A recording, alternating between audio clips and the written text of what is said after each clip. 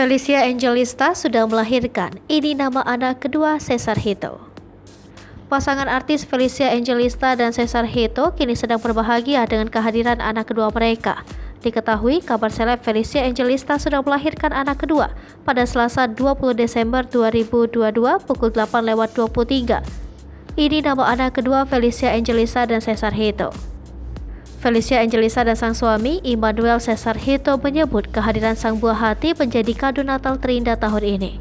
Sekaligus sebagai kado Natal untuk putri pertama mereka, Graziella People Emanuela.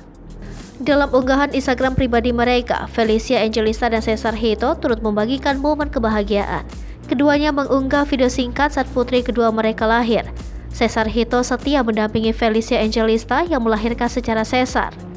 Tangis haru tampak dari keduanya setelah sang putri lahir ke dunia. Dalam keterangan caption, Felicia Angelista dan Cesar Hito turut mengumumkan nama anak keduanya.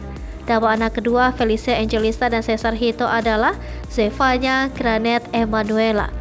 Tak henti Felicia Angelista dan Cesar Hito mengucap syukur kini telah dikaruniai dua buah hati.